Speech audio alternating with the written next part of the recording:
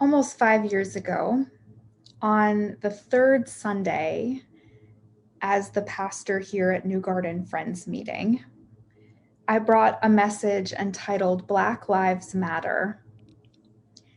Preaching to a predominantly white community in the South on what can be a difficult topic before you have actually gotten to know that community is the kind of thing that they warn you not to do when you're in seminary. But I had promised myself something before coming to New Garden. I had promised myself and I had promised God that if I was going to continue to be a pastor, then I would only do so if I could speak with integrity. I wasn't and am not willing to leave things unsaid simply because they may be difficult to hear. I'm thankful to be part of this community here at New Garden Friends meeting that is willing to hear and do hard things. And although I think that message on my third Sunday at New Garden was difficult for people to hear, overwhelmingly they responded with encouragement and with courage, stepping forward and thinking deeper and harder about those difficult topics. On that Sunday, I also used the passage from Micah 6:8. This is a famous passage, particularly when you're talking about justice issues. It's a reminder to people of faith that doing justice is at the heart of our lives, that it's not extra credit, but is instead essential to our spiritual lives.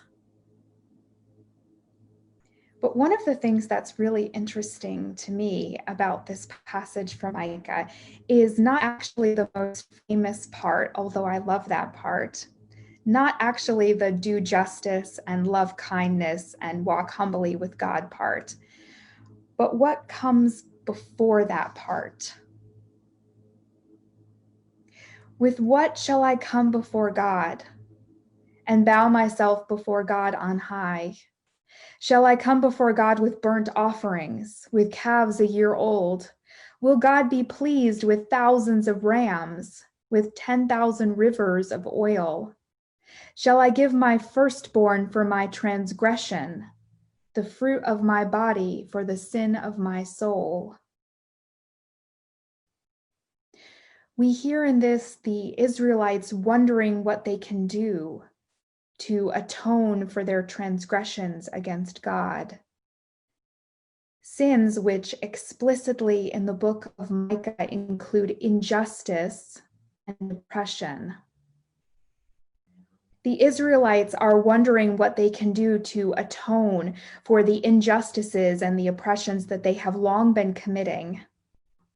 They make extravagant suggestions of sacrifices of wealth that they could give to God. They promise riches and humbleness, and even the sacrifice of human life.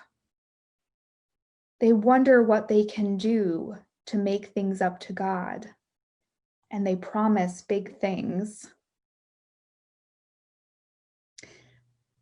But what is striking to me about this passage is although they offer wealth and abundance, even the sacrifice of human life, they do not offer to change their behavior. They do not offer to change their actions. And I think of so many white people like myself, including some liberal white people who I know, who are unwilling to change in the profound and deep ways that are required, who are unwilling to deal with the challenges and the discomfort and the struggle of real change within their own lives and within their communities.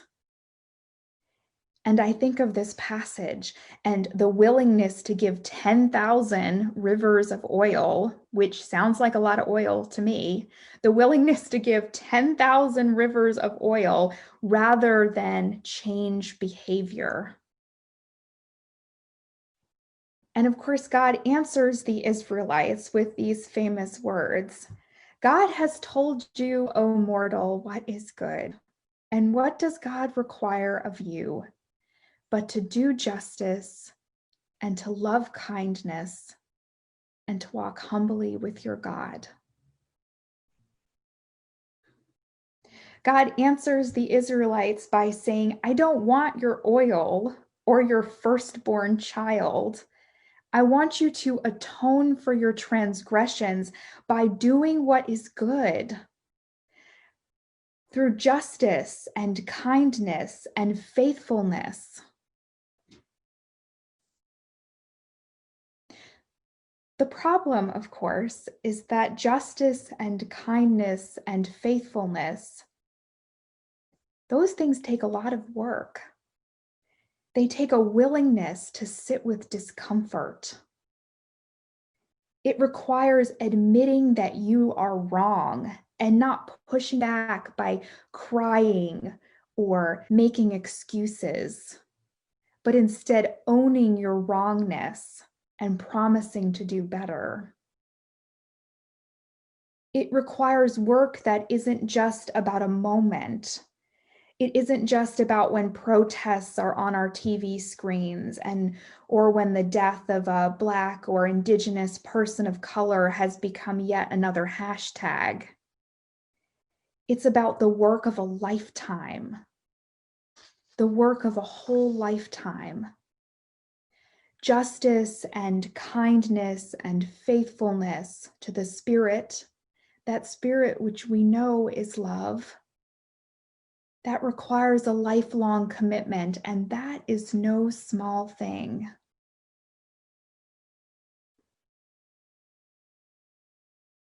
Still, when I read this passage from Micah, I find it comforting. Because for me, as a white person, I sometimes feel overwhelmed by the enormity of systemic racism and systemic oppression. I look at the sin of racism and how it is foundational to the country that we live in, written into the very fabric of who we are as a country. And I think of how impossible it is to battle a sin that has roots that are that deep. How can I possibly affect change when the evils of our world are so incredibly great?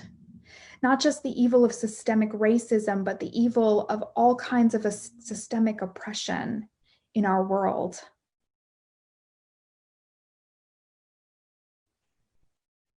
And then I think of this passage. God has told you what is good. The divine is pointing us forward. And although living into that direction of justice and kindness and faithfulness, even though that is the work of a lifetime, it is reassuring to me that that work is clear before us. How we live into that work can and will vary in our lives as we grow and as we change and as we learn.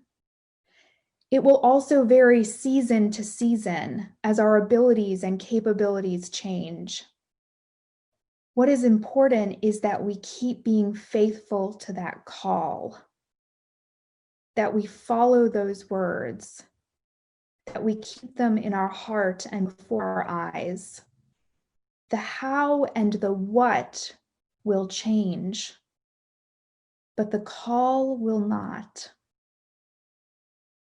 Justice, kindness, faithfulness, those are unchanging. There is another thing as I was preparing my message for all of you this morning, another thing that filled me with hope. I first preached about racial justice on my third Sunday here at New Garden Friends meeting, and I have preached on it a bunch of other Sundays since then. And over the last 5 years, I have come to know all of you. And I have come to see what we are capable of as a community of faith. And today I feel that sense of our community. Although we cannot be together